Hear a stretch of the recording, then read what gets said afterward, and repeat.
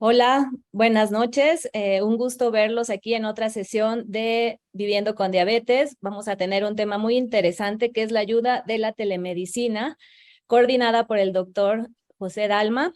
Y tenemos como invitados especiales a dos grandes retinólogos, el doctor Hans Fromow y la doctora Mariana Martínez Castellanos. Y en el panel de discusión tendremos al doctor Rafael Bueno, a la doctora Ingrid Pita y al doctor Hermilo. Ahorita Sánchez. Pues muchísimas gracias por estar acompañándonos y le voy a dar la palabra al doctor Dalma para empezar con este webinar. Gracias. Muchísimas gracias, Carla, y bienvenidos todos. Buenas noches. Es un placer tenerlos aquí, sobre todo revisando hoy en día un tema que se me hace muy interesante, sobre todo en cuanto al futuro del seguimiento de los pacientes con diabetes y con retinopatía diabética. Para esto tenemos a dos grandes maestros en estas lides, a la doctora Mariana Martínez Castellanos, que es jefa de servicio de retina pediátrica de la Asociación para Evitar la Ceguera en México, que tiene una amplia experiencia en todo lo que es medicina, telemedicina y inteligencia artificial, y al doctor Hans Fromo, que es el jefe de servicio de retina de la Asociación para Evitar la Ceguera en México, que nos va a hablar sobre un sistema de detección de enfermedades crónicas oculares por telemedicina aplicable a distintos sistemas de salud. Básicamente, creo que se han enfocado mucho a retinopatía diabética. Y probablemente esto es el futuro en cuanto al seguimiento diario o crónico de los pacientes con diabetes y con retinopatía diabética. Entonces, por favor, le pido a la doctora Mariana Martínez que inicie con su tema y nos platique qué es la telemedicina. Muchísimas gracias por la amable presentación, doctor Dalma. Muchas gracias a la Asociación Mexicana de Retina por la invitación para platicar sobre un tema que pues realmente nos está cambiando la forma de ver la medicina de una manera sumamente rápida. Entonces vamos a hablar de telemedicina, la telemedicina y la diabetes. La telemedicina, primero vamos a ver de qué se trata. La telesalud la podemos dividir en varias áreas. Una que es algo que la pandemia nos hizo avanzar mucho más rápido, entenderla mejor y que ahora ya estemos cómodos con ella, que es, por ejemplo, la consulta a distancia. O sea, comunicarnos vía Zoom, comunicarnos vía una llamada con nuestro médico, al hospital, el paciente desde el hospital, como no podían ir los familiares, pues el paciente se comunicaba con sus familiares desde adentro. Entonces la telemedicina nos dio el empujoncito para que población en general y los médicos todos estuviéramos más cómodos con esta forma de comunicación a distancia. El telediagnóstico es también hacer diagnóstico a través de fotografías. En el ojo, pues casi todo lo vemos y cuando no lo vemos se puede hacer una ultrasonografía o una tomografía o resonancia. Entonces, a través de imágenes nosotros podemos hacer un diagnóstico o acercarnos a un diagnóstico. A lo mejor no podemos decir esta es la enfermedad, pero sí podemos decir este ojo no está normal, ¿no? Y la información médica, o sea, ya todo el mundo tiene al doctor Google al lado, hay mucha basura en la red, pero también hay muchas cosas muy útiles. La salud móvil, esto todos los que tienen algún reloj inteligente, que va la frecuencia cardíaca, algunos otros que ya tienen la presión arterial, también eso es informática médica y la salud móvil. También la teleeducación, ya todos estamos familiarizados con educación a distancia y para médicos no es la diferencia, ¿no? Por ejemplo, nosotros con el Hospital de la Ceguera durante el tiempo de pandemia se conectaban la gente de hospitales muy grandes, ejemplo Harvard y todo, y compartíamos casos clínicos, compartíamos todo. Entonces, la educación también es importante. Esto que estamos haciendo en este momento es educando pacientes que tienen diabetes para que enseñarles a vivir mejor con la enfermedad. Entonces, esto también está involucrado en la telemedicina.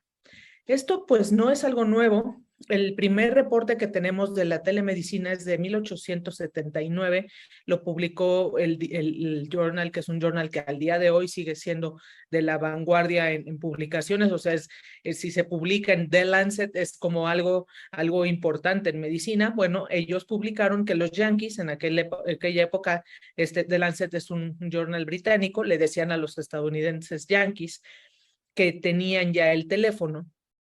Un doctor pidió a una abuela que el niño que tenía tos tosiera en el teléfono y así poder diferenciar si era una tosferina o era nada más una tos, y entonces le mandó sus recetas, o sea, le dijo lo que tenía que hacer desde el teléfono cuando se dio cuenta que no era una tosferina. Entonces, este es el primer reporte que se tiene a nivel mundial publicado de la primera interacción de telemedicina. Vamos a ver qué tienes. Ten calma. Llamaré al doctor. Llamando al doctor Reisi. ¿Doctor Ken Reisi?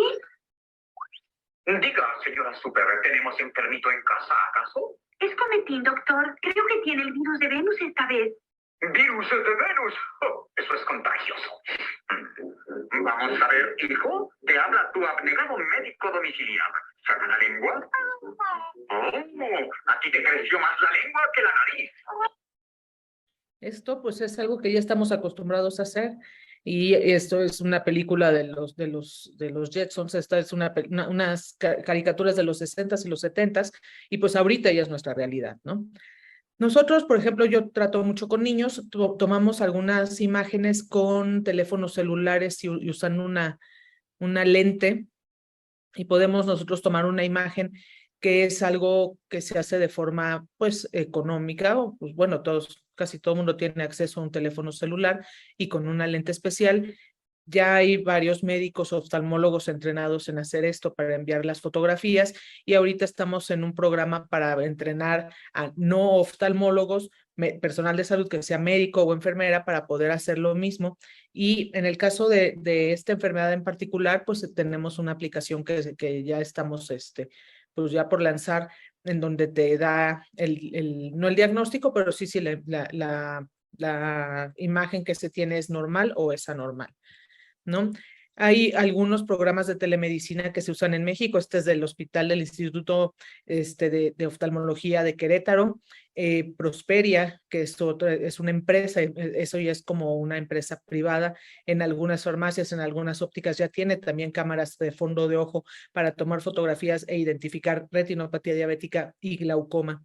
Que lo que hace es acercar al paciente hacia programas de inteligencia artificial que son bastante exactos, eliminando la parte cualitativa cualitativa y no medible, que es el médico, ¿no? Porque el médico se puede tener algún error. También la inteligencia artificial, pero lo estandariza, o sea, lo hace de forma cuantitativa. Entonces, estas cámaras toman fotografías y un programa lo analiza y nos da una posibilidad de que ese ojo esté enfermo o esté sano, lo cual disminuye costos en consulta, costos en traslados, el acceso, por ejemplo, si tenemos estas cámaras en poblaciones donde no tienen acceso a un oftalmólogo, entonces si ya el programa te dice, ¿sabes qué? Si tienes una enfermedad, entonces ya se tendrá que trasladar el paciente. Pero si es la tecnología está hecha para solucionarnos problemas de la vida real, y en este caso pues lo estamos logrando. Este es como lo hacen en el Instituto Mexicano de la Visión, se meten al programa. Aquí la cosa va a ser que siempre la tecnología muchísimas veces avanza más rápido que la legislación. Entonces aquí el problema pues es un poquito que se hace con los datos de los pacientes, donde se guarda todo esto, eso se guarda, se desecha, qué es lo que va a pasar con esto, y eso probablemente después lo podamos discutir en la mesa redonda. También ayuda en diabetes, por ejemplo, las bombas de insulina, medidores que se tienen conectados directamente al teléfono. Entonces tienen alarmas para decirnos si el paciente tiene una baja o una subida de la glucosa, por ejemplo. Y pues el tener nosotros estas fotografías, pues lo podemos llevar hacia el expediente clínico. Y el expediente clínico también es algo que ha estado evolucionando ya en un expediente electrónico. En un futuro que en México se ve más lejano, en otros países es ya una realidad, es tener expedientes clínicos compartidos por todos, ¿no? Para tener acceso a la información del paciente de forma más sencilla, lo cual también tiene su parte tenebrosa, ¿no?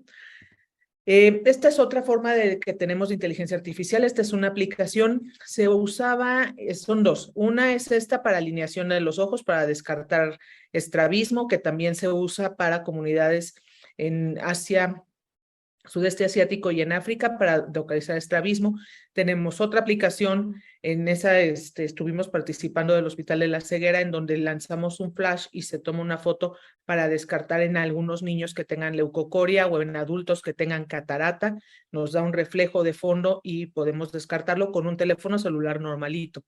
Y este que tiene las letras, aparecen las letras y nosotros nada más tenemos que marcar la letra. No necesitan saber leer, con que vean la figura es suficiente. Y lo descarga el paciente, lo tenemos nosotros. El paciente va a marcar la letra que ve.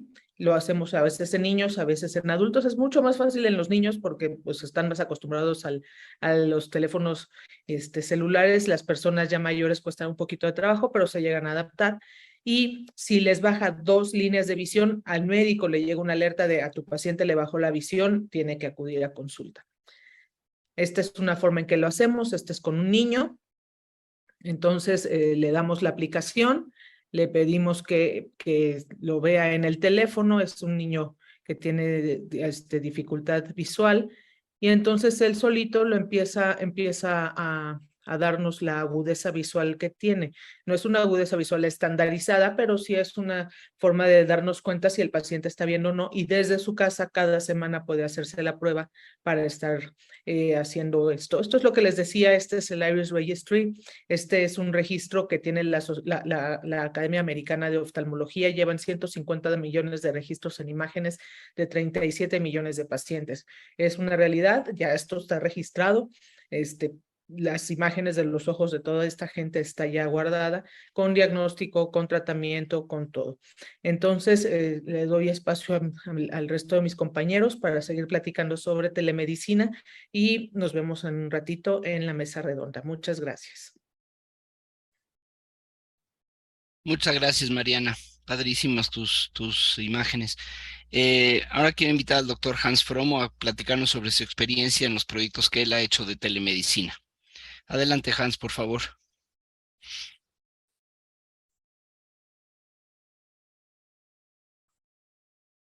No te oyes.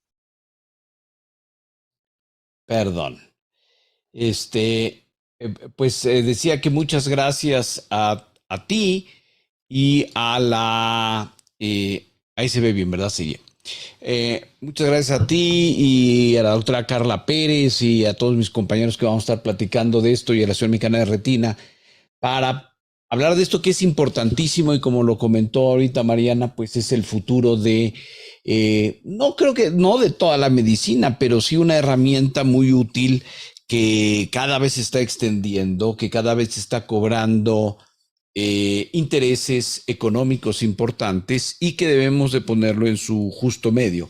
Y lo que les voy a presentar yo aquí brevemente es un estudio que hicimos, un sistema que pues fuimos diseñando a través de varias experiencias, básicamente con los que son grandes expertos en esta área, que son los hindús y los ingleses, de este proyecto que se llamó originalmente Proyecto Piloto para el Desarrollo de un Programa Nacional de Tamizaje para la prevención de complicaciones oculares de diabetes y enfermedades crónicas. ¿Y por qué la diabetes? Porque la diabetes es una de las enfermedades, en el caso de la oftalmología, que tiene un momento crítico de referencia, donde si colocamos a tiempo el láser, pues sabemos que el paciente tiene muy altas probabilidades de no llegar a la ceguera y a estos estadios avanzados. ¿Y por qué tiene importancia desde el punto de vista de salud pública esto? Porque si nosotros atendemos a los números, Este es un estimado que hicimos también como parte de todo este proyecto, donde a través de ciertos métodos epidemiológicos estimamos que en ese momento eran 10, ahora somos 14 millones de pacientes que viven con diabetes en México, pues aproximadamente 500,000 de pacientes requieren tratamiento láser hoy para no quedarse ciego, y de esos casi más de 860,000 pacientes tienen edema macular diabético, y esto es muy importante si lo comparamos, por ejemplo, con una revisión y un estimado también con este tipo de aproximaciones que se hizo en Estados Unidos, que teniendo una población de 2 veces más, tienen en un estimado menos pacientes, 746,000. Pero la importancia se contrasta particularmente cuando vemos cómo estamos nosotros organizados, y en la Sociedad Mexicana de Oftalmología, pues somos alrededor de 3,200 oftalmólogos. Supongamos que somos 5,000 a nivel nacional que no estén afiliados al Consejo y a la sociedad. Y en la Asociación Mexicana de Retina, números más, números menos, somos 250. Imaginemos otros 250 más que no estén afiliados, 500 en el país, pues no nos vamos a dar abasto para ese 500,000 de pacientes que requieren, cuando menos, 500,000 fotocoagulación y 800,000 con edema macular diabético. Y entonces, el otro problema que ataca la telemedicina y que comparte México con muchos otros países en vías de desarrollo es la centralización de los recursos de salud de alta especialidad como la nuestra. Y sobre todo en un país con un territorio grande y amplio, pues tiene entonces sus complejidades importantes. Vean ustedes, por ejemplo, Gran Bretaña, que es uno de los grandes ejemplos de salud pública, pues obviamente tiene un territorio muchísimo menor al que tenemos nosotros. Y por eso la Organización Mundial de la Salud ha establecido en muchos de sus grupos de trabajo a la telemedicina como la herramienta que tenemos que usar para poder tener también este aspecto ético de que accedan los pacientes que están en comunidades alejadas del beneficio de la medicina. Entonces, este estudio fue una cuestión conjunta entre nosotros en el hospital, el Instituto Nacional de Salud Pública, con el doctor Simón Barquera y la Fundación Mundial de la Diabetes, y básicamente es un estudio que tuvo estas fases. Hicimos primero inicialmente fue en Tepoztlán, pero lo hicimos en tres municipios del estado de Morelos, suburbanos rurales, donde el planteamiento inicial era hacer 14,000 evaluaciones metabólicas. De estas evaluaciones metabólicas que llevamos a cabo, a todos los pacientes les hicimos medidas antropométricas, metabólicas. Tenemos un banco de sangre con glucosa, colesterol, enzimas hepáticas, etcétera, y una serie de cuestionarios de estos que están muy validados por el Instituto Nacional de Salud Pública sobre su alimentación, características sociodemográficas, etcétera. Todos los que tuvieran glucosa alterada, de alguna forma fueran diabéticos, pasaron a un tamizaje oftalmológico. Y este tamizaje, que es el proyecto como tal, la idea o lo que calculamos inicialmente era hacer 4,000 evaluaciones, todos tuvieron agudeza visual mejor corregida, aparte de sus antecedentes oculares, presión intraocular, autorrefractómetro y unas fotografías que fueron la herramienta de telemedicina, que hay unas fotografías de lo que hicimos, porque comprobamos también dos modelos, un modelo de una unidad fija en consultorios fijos ahí del sector salud estatal, y una unidad móvil con esta camioneta que adquirimos y a la cual le montamos los sistemas de medición. Vamos a hablar un poquito de las fotografías, que son el elemento básico de diagnóstico. Nosotros probamos muchas cámaras, porque tenemos que tener un equilibrio entre economía, entre que sea una cámara que sea fácilmente operable por personal que entrena. Ninguna de estas otras personas que nos colaboraron, no te van a ver el equipo, eran técnicos en salud de diferentes formas, y acabamos probando esta versión, este modelo, que ya es más antiguo, de las que actualmente se pueden adquirir de la casa Centerview de DRS, porque es automatizada, captura las imágenes sin dilatación popular, aunque nosotros tuvimos un protocolo de dilatar a todos los pacientes, y tenía una conexión de web. Y entonces lo que hicimos fue optar por el esquema de tomar 3 fotografías. Aquí voy a hablar un poquito más adelante de la importancia de cada una de estas decisiones. ¿Por qué una fotografía? ¿Por qué 2? ¿Por qué 3? Y esto impacta en el desempeño diagnóstico de la cámara, porque a final de cuentas, como lo voy a recordar más adelante, estamos hablando de un sistema de una prueba diagnóstica. Y bueno, el equipo tomaba la foto y se iba a un reading center, que no es un reading center como tal, sino es un sistema de lectura con gente que participó revisando todas las fotografías de estos pacientes. ¿Cómo era el flujo? Ahí la bolita verde que ven ustedes es el camino. Se toma la fotografía, se sube a un servidor. Este servidor tiene que tener toda la herramienta de clasificar bien al paciente, asignarlo a donde tiene que estar, y que tenga toda la confiabilidad de HIPAA compliance y todo eso. Se va al médico o a la persona entrenada que va a hacer la lectura, hace una serie de decisiones y de referencias que automatizamos todas para disminuir la variabilidad y generaba un autorreporte que regresaba de nuevo al sitio para que al paciente se le informara que tenía que ver eso. Aquí hay un pequeño video que espero que no tenga... no, me lo voy a saltar este video porque tiene mi voz y va a interrumpir un poco, pero aquí lo que quiero resaltar es que aunque el centro del estudio fue hecho para retinopatía diabética y edema macular diabético, también pudimos abordar otras patologías como el glaucoma y la maculopatía relacionada con la edad, si estaban en edad para ello. Esto los subió a este portal, que es el portal a través del cual nosotros podíamos acceder. Ahorita lo que están viendo es un video de cómo hacíamos el reporte. Teníamos ahí al paciente que accedía el graduador, veía los datos de la agudeza visual, la presión, que es lo que está revisando ahí, la refracción del paciente por el autorrefractómetro, si tenía antecedentes de diabetes. Por ejemplo, este paciente tenía 10 años con diabetes, y después procedía a revisar las fotografías, estas 2 fotografías del segmento anterior, y después, por ojo, pues iba a revisar las fotografías que se tomaron y para que pudiera hacer su diagnóstico. Aquí lo importante es que el diagnóstico no sea a disminuir la variabilidad en el diagnóstico, y para eso está la cintilla que van a ver ahorita, que este graduador elige del lado izquierdo, y que es muy importante. De hecho, esta cintilla que van a ver ahorita, donde hace los clics de qué es lo que encontró, ahí dice ojo derecho y ojo izquierdo, tienen 2 clasificaciones. Una clasificación que fue la que usamos, la inglesa de tamizaje, que es diferente a la que utilizamos de clasificación clínica de la retinopatía diabética, aunque también la pusimos para hacer una comparación entre ambas clasificaciones. La clasificación de la ARED, si tenía retinopatía hipertensiva, y si tenía, qué características tenía en el nervio óptico para poder hacer el tamizaje de glaucoma. Y después de hacer esta revisión, como pueden ver ustedes, se reduce la variabilidad ahí de acuerdo a la combinación de clics que daban.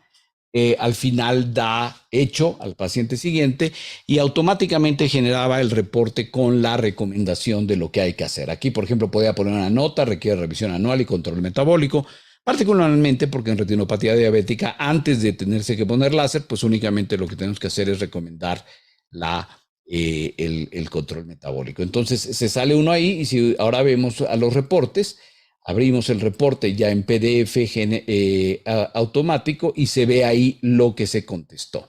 Cada una de las clasificaciones con una recomendación en las 3 esferas: retinopatía diabética, glaucoma y otras, y se manda por correo electrónico. Este sistema nos permitió una productividad de 88 pacientes por día por un experto que pueda leer esto.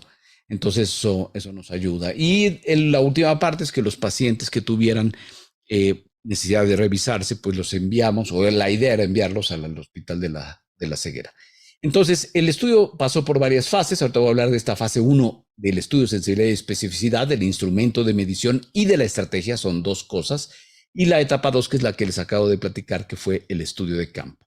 Acabamos nosotros revisando un total de 11,600 pacientes. el 25.4 tenían diabetes o alteraciones de los hidratos de carbono o factores de riesgo. Hicimos 2.632 evaluaciones oculares y se refirieron ahí, esto a cuando hicimos el corte. Aquí hay algunas de los resultados preliminares en las evaluaciones oculares de acuerdo a la recomendación del sistema.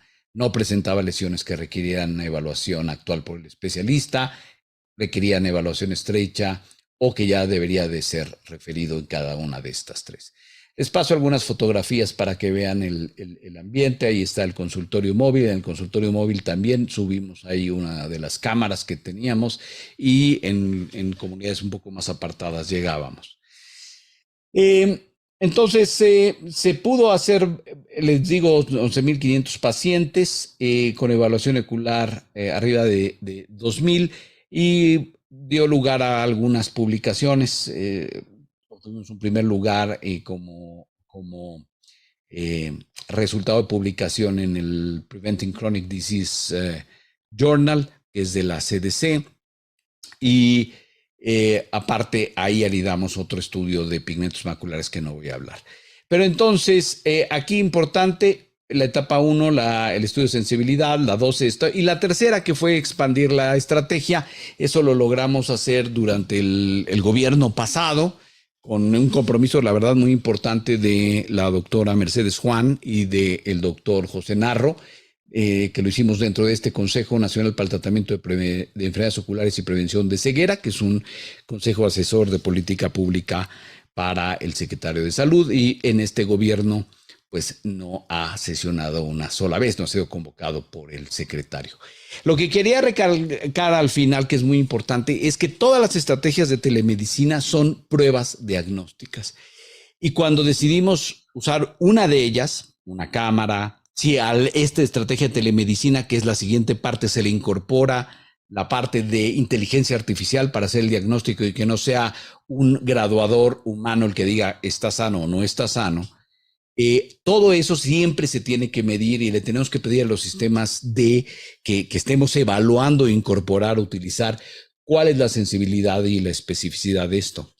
Porque si no, no sabemos qué estamos haciendo. Nos pueden vender muchas cámaras, nos pueden vender muchos sistemas, como lo hicieron con el ISSSTE en el sexenio pasado, donde adquirieron un sistema que verdaderamente no funciona, pero que como es un negocio, pues se compra si se le llega el precio al tomador de decisión. Entonces, para concluir, pues la telemedicina es una estrategia muy importante y su matrimonio, su potencialización con la inteligencia artificial es importantísima. Durante la pandemia, en la reunión anual virtual que tuvimos de la Asociación Mexicana de Retina con el doctor Gerardo García, organizó un panel muy interesante que tuve la oportunidad de coordinar precisamente de inteligencia artificial, y tuvimos de invitados a Percy King, que es uno de los que más ha desarrollado esto en el Moorfields, y a alguien que nombraron, porque durante la pandemia en el Moorfields crearon un departamento de telemedicina con números impresionantes y una eficientización de muchas cosas que después vale la pena comentar. Es parte del equipo de campo que tuvimos ahí, y con esto quiero terminar, pues para que charlemos y platiquemos de estas cosas.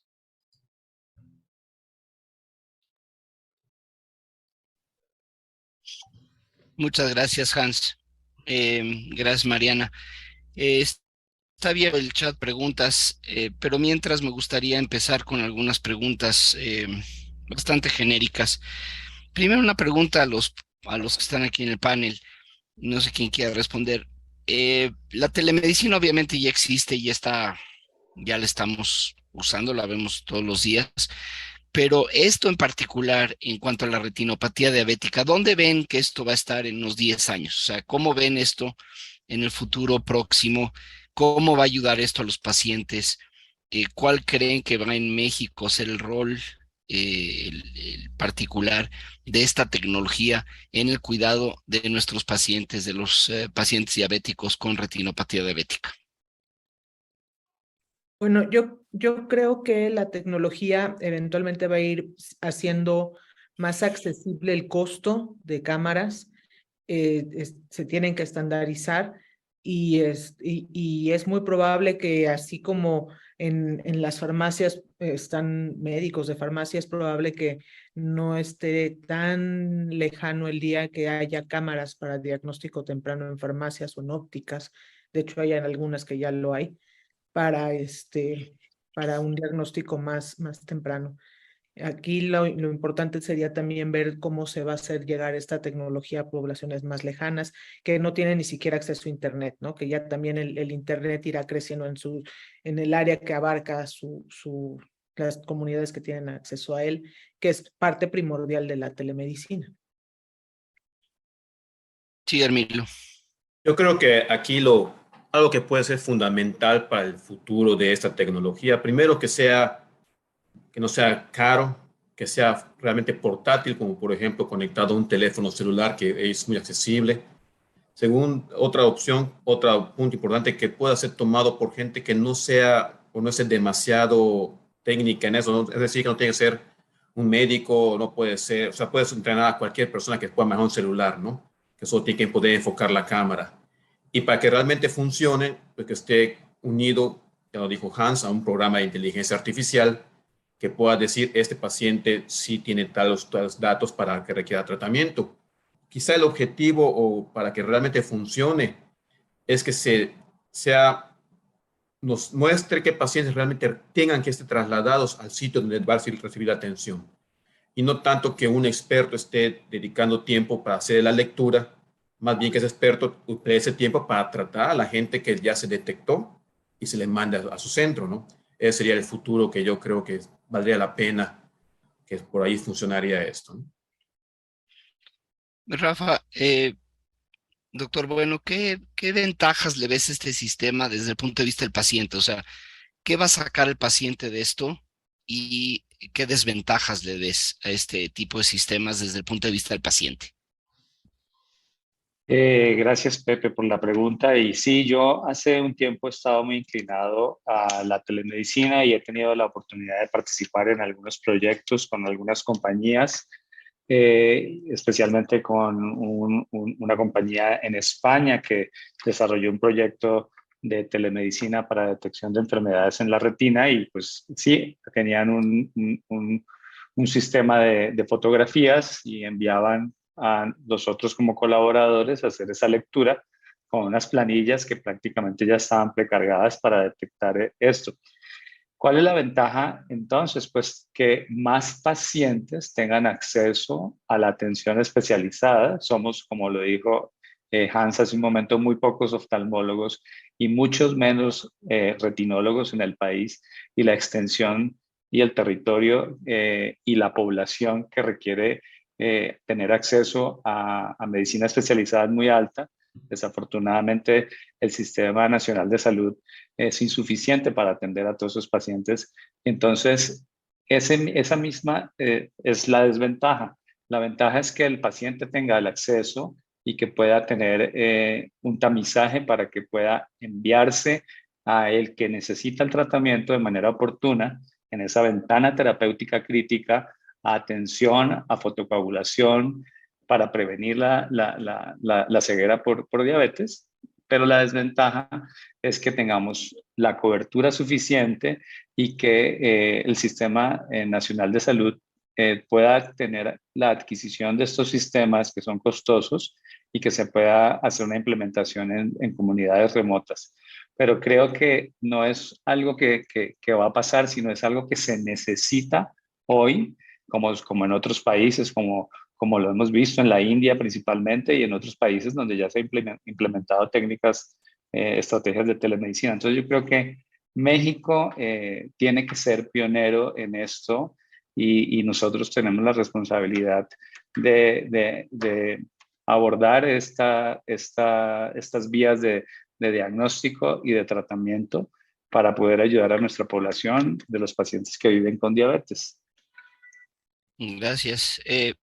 Ingrid, yo tengo una pregunta ahorita con lo que dijo el doctor Bueno sobre pues, tener más pacientes identificados con problemas.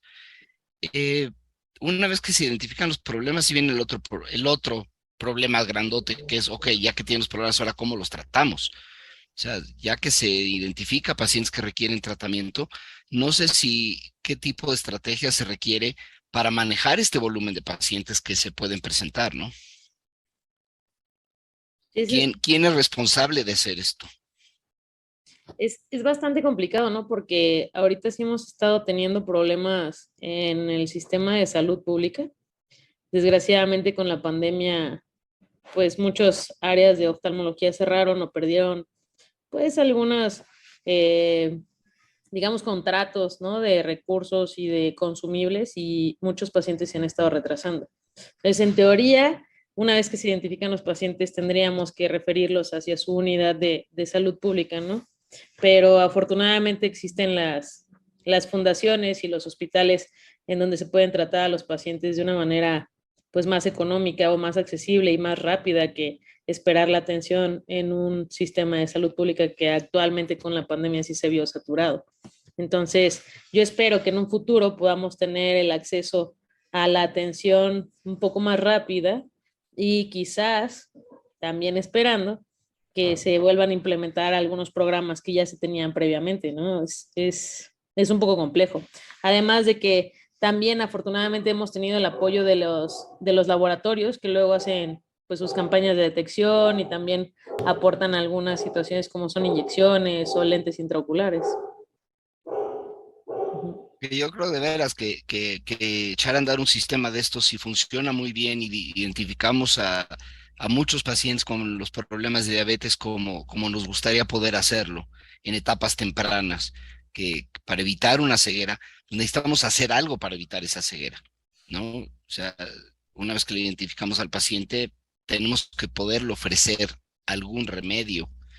Y si no, estamos haciendo la mitad del trabajo y hasta eso una mitad que no necesariamente sale bien. No sé qué piensan.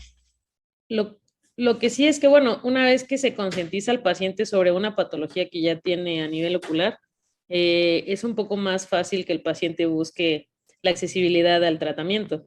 No que lo pueda lograr de manera fácil, pero sí es como muy importante que el paciente entienda la patología que tiene, ¿no? Que está en necesidad de un tratamiento, de un seguimiento estrecho.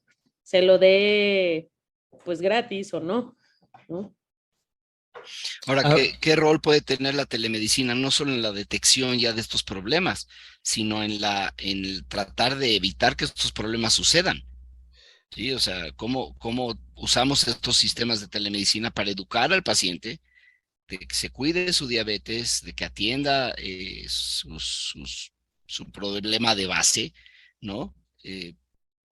Creo que también es una fase importante de estos sistemas. Yo quería comentar con respecto a eso, Pepe, un par de cosas, porque son dos vertientes ahí que convergen y que son muy importantes. En primer lugar, hay que decir y reconocer que todos estos esfuerzos que hacemos, la sociedad civil, me refiero a la sociedad civil, el gremio médico, en este caso del tema que nos toca, los oftalmólogos a través de nuestras agrupaciones médicas y asociaciones, y por otro lado las agrupaciones de pacientes, pues es tratar de aminorar el impacto de esta enfermedad cuya responsabilidad es del gobierno y del Estado de proveer de forma oportuna los diagnósticos y los tratamientos para que los pacientes no lleguen a la ceguera. Eso es como es y como tiene que ser. Todos los demás esfuerzos o circunstancias o parches que tenemos que ir poniendo, pues es para tratar de aminorar eso que está sucediendo en la población. Digamos que si en el punto más crítico y sensible que es, por ejemplo, el cáncer y todo esto que estamos viendo, que no hay medicamentos, pues el paciente que va paulatinamente perdiendo ceguera, pues la verdad es que para el gobierno no es una prioridad. Tan así que durante la pandemia, como bien lo dijo Ingrid, cancelaron muchos programas, cancelaron la consulta oftalmológica, el diferimiento para tratamiento láser o para consulta exclusivamente oftalmológica es eterno y pues parece no importarles cuando tienen otras tipo de prioridades políticas. Entonces, esa responsabilidad es del gobierno y la falla que está teniendo en él. La inversión, claro que tiene que ser, como lo dijo Rafael y Hermilo, pues tiene que ser costo eficiente, etcétera, pero son costos pequeñitos y vemos la cantidad de beneficios que tiene y la responsabilidad del gobierno de cumplirlas.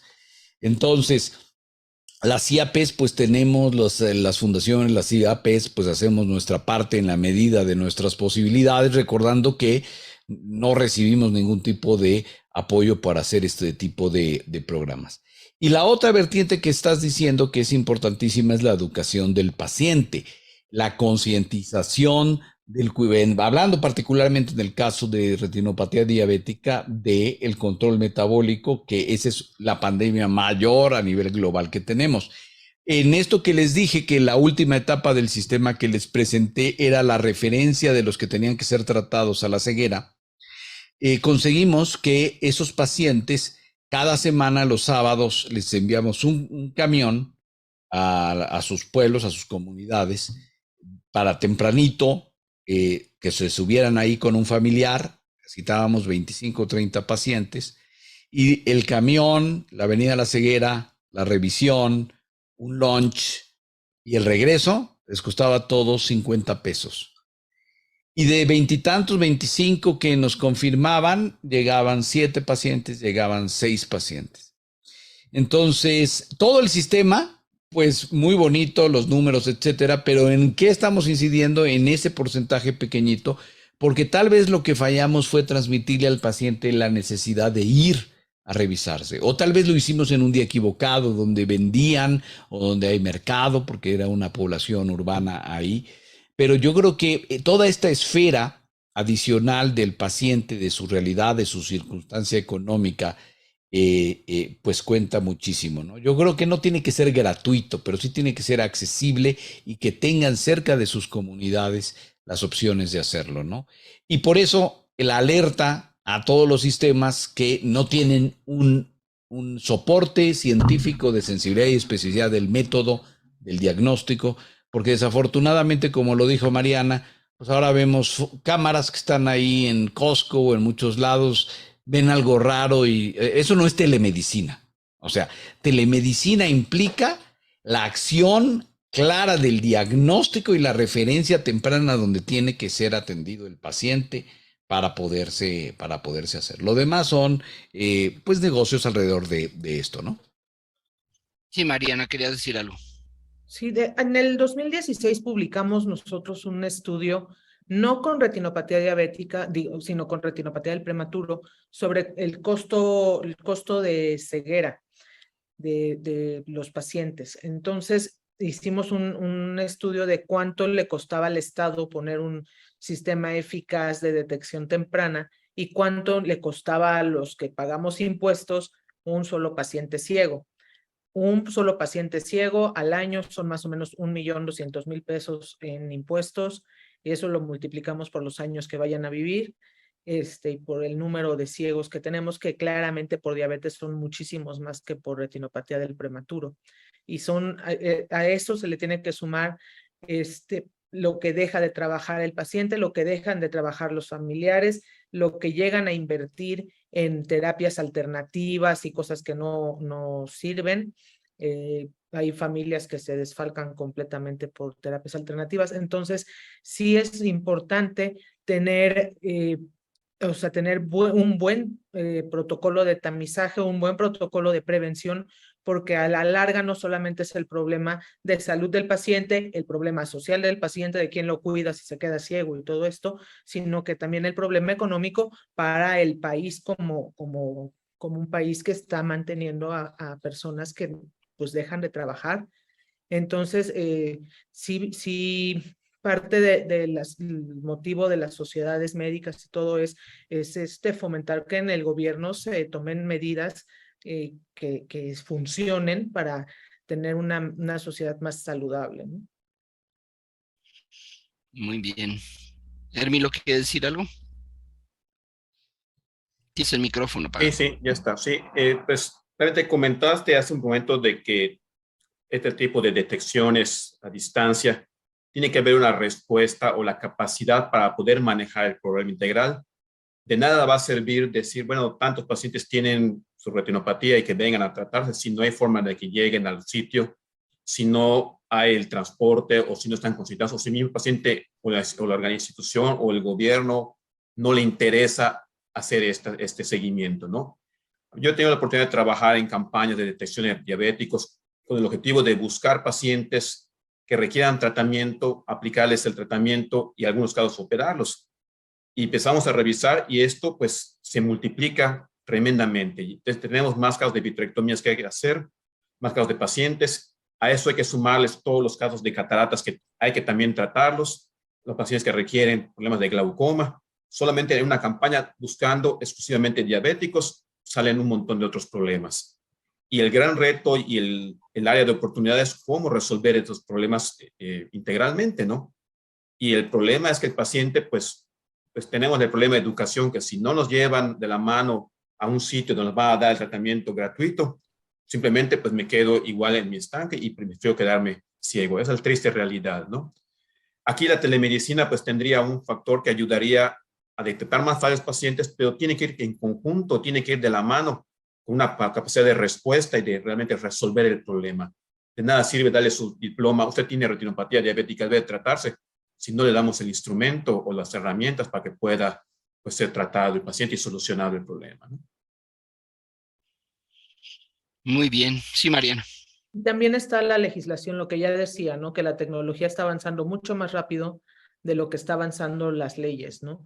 Entonces, ¿dónde están los datos de esos pacientes? ¿Dónde se va a guardar? Esas imágenes se guardan, se desechan, se envían, ¿a dónde se envían? Se codifican, es información que no se puede compartir, que sí se puede compartir. O sea, todo eso es un limbo que no está del todo aterrizado. Hay propuestas de leyes, hay propuestas de muchas cosas, pero la ciencia va, la tecnología va mucho más adelante que esto. Un ejemplo, ahorita hay un documental de Anthony Bourdain en una de las plataformas estas de Amazon o Netflix, no me acuerdo, en donde él narra su historia y te dice desde que empieza a narrarlo, soy Anthony Bourdain, bla, bla, bla, y yo ya estoy muerto. Toda la voz de todo el documental es hecho a través de un programa de computación y su voz es su voz y las emociones que le pone a la voz son las emociones que le ponen a la voz. Es decir que mucho de esta tecnología igual, o sea, pueden duplicar la voz de uno, duplicar el expediente de un paciente, que ese expediente termine, no sé, o con un seguro que le van a negar el seguro a un señor que quiere comprar un seguro de gastos médicos y se lo nieguen porque tiene diabetes o se lo cobren mucho más caro. O sea, son huecos en la legislación que no están cubiertos. Y además nosotros como médicos también estamos expuestos, ¿no? Porque estamos manejando cosas que no hay reglas sobre cómo manejarlas, Claro. ¿no? Y eso se puede interpretar de cualquier forma. Claro, desde que te graben en la consulta diciendo algo, es un hueco, ¿no? Sí, Ingrid.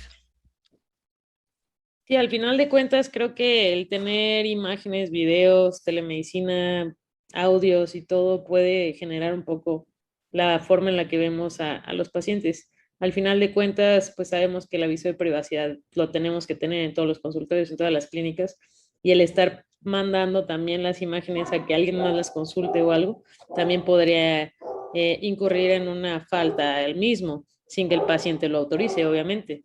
Y al final de cuentas, si se la mandamos a una persona para que lo vea, tampoco sabemos si esa persona no lo va a mandar a alguien más y va a terminar esta fotografía en redes sociales o algo por el estilo. Es por eso que la telemedicina tiene que tener estas reglas en efecto. Es decir, tomar una foto X o mandarla, pues digamos en la esencia sí lo es, pero no es la telemedicina que estamos buscando, ¿no? Esa es la telemedicina que estamos buscando, que sea HIPAA compliance, que tenga que resguardarse los datos, que estar en un sistema integrado pero precisamente por lo complejo, por las aristas que tiene, pues a final de cuentas son sistemas de prevención que deben ser responsabilidad básicamente del gobierno. Muy bien. Pues muchas gracias a todos por participar en esta presentación. Espero que se hayan resuelto algunas dudas del auditorio, que les haya quedado claro para dónde va esto. Definitivamente esto va a formar parte del futuro de la práctica médica, no solo en oftalmología, sino en muchos otros ámbitos médicos. Y tenemos que ver cómo evoluciona esto y para dónde va, ¿no? Quisiera terminar, si todavía tenemos un minutito, Pepe, comentando una cosa adicional que se me quedó en la mente que quería comentarles y que es más que nada una reflexión. También, eso ya no tanto en el sistema, sino a dónde vamos en la enseñanza, ¿no? De la medicina, con lo que viene ya muy cerca de este advenimiento, particularmente la inteligencia artificial. En este amigo Percy King ahí del Moorfields, publicaron hace un par de años precisamente con OCTs, cerca de 56,000 OCTs, una cosa enorme, y todos aprendiendo porque cada estudio llevaba el diagnóstico. Entonces la calidad del diagnóstico pues depende del estándar de oro, a final de cuentas. El estándar de oro es el clínico, el experto que ve el paciente con multiimagen y dice, esta imagen de OCT corresponde a esta enfermedad. Entonces, en esa liga es que el sistema de inteligencia artificial empieza a aprender. Y en eso, precisamente para degeneración macular, para reconocimiento de drusas, de líquido intrarretiniano, subretiniano, exudados, etcétera, ya que aprendió el sistema, compararon la eficiencia diagnóstica de expertos en retina de 5 años, 10 años, 15 años contra este sistema que está aprendiendo. Y altísimo, o sea, igual no puede ser mejor porque el estándar de oro es el propio médico, o sea, no puede ser mejor que tú porque tú eres la referencia, así es como está hecha la comparación. Pero puedo decir igual, si no es que mejor. Entonces, ¿qué va a pasar cuando, por ejemplo, nos empiecen a vender en el proceso de esto que va evolucionando? Nos va a tardar mucho en que tengamos OCTs que te toman el OCT o cualquier otra imagen, pasa al sistema de inteligencia artificial que va a tener incluido, que te lo van a vender y te va a dar el diagnóstico. Y de pronto vamos a empezar a dejar de enseñar precisamente esas sutilezas que te hacen experto y vas a acabar confiando en un sistema de programa que te va a decir si el paciente está enfermo o no está enfermo. Y tal vez para ninguno de ustedes que son expertos en reconocer imágenes va a ser un problema, pero que va a ser un problema para el que está empezando hoy a estudiar el primer año de medicina y que le va a tocar seguramente esa realidad. Yo creo que son dilemas relacionados con la enseñanza de la medicina, con la ética médica, que vamos a tener tarde o temprano que empezar a reflexionar, ¿no? Claro, yo Pues creo que sí. todo esto es muy útil, pero yo creo que para lugares donde no hay expertos, ¿no? Pero ya donde la gente está capacitada de todo, creo que puede ser no de beneficio para pues quedarte, como dices, ¿no? De nada más, como estos electroretinogramas que te decían, como el OCT, ¿no? Verde normal, amarillo border y luego rojo está mal, ¿no? Tu función de la retina y eso pues no te hace pensar en enfermedades o en algo diferente a la media. Entonces yo creo que es muy útil, pero para lugares donde no tengan acceso. Pero pues sí, ¿cómo vamos a limitar a quién se lo vendan, dónde lo tengan y todo? Tiene sus dos aristas muy difíciles, ¿no? O una línea muy ligerita donde dices qué padre y por otro lado dices puede que nos afecte, ¿no? Sí, en unos 50 años que alguno de nosotros tengamos degeneración macular, hasta dentro de 50 años, Más. en una de esas, no nos diagnostican nuestros propios alumnos, nos diagnostica esa máquina, ¿verdad? Porque no aprendieron, porque no enseñamos a ver, ¿no? Todo lo hacía la máquina. Es Van una a ser reflexión como interesante. tus Google Glasses o tu Apple Watch el que va a diagnosticarte todo. Exacto. O los wearables, como lo mencionaba hace un rato. Exacto. Muy bien. Sí, qué miedo y qué padre, pero también hay que limitarlo, ¿no? Y como Así dices, es. ojalá el gobierno también nos ayude para tener un mejor sistema de salud para toda la gente que está en lugares más, pues poco accesibles a ciudades grandes y podamos diagnosticarlos a tiempo. Eso creo que es lo lo que mejor, ¿no? Nos podría ayudar ahorita la telemedicina y la inteligencia artificial. Sí. Pues muchas gracias, creo que ya estamos en el tiempo. Gracias, doctor Dalma, por la coordinación, Hans, Mariana, por sus presentaciones, Rafa, Hermilo, Ingrid, por el panel de discusión. Me queda solo también invitarlos al próximo webinar de Viviendo con Diabetes, que lo va a coordinar la doctora Fabiola Hernández, y vamos a hablar de control metabólico. Y también recordarles el próximo lunes 26 los casos quirúrgicos y clínicos de Retina Latam Cases, 300 segundos. Pueden mandar sus casos, estará muy interesante. Ya tenemos ahorita 6 participantes y esperamos verlos ahí conectados. Y ya pues el 5 y 8 de octubre al Congreso de Acapulco. Pues que pasen buenas noches y estamos en contacto. Gracias. Gracias, buenas Bien, noches. mucho gusto verlos. Gracias a todos. Gusto Sigan verlos. bien. Bye. Gracias, mucho gusto.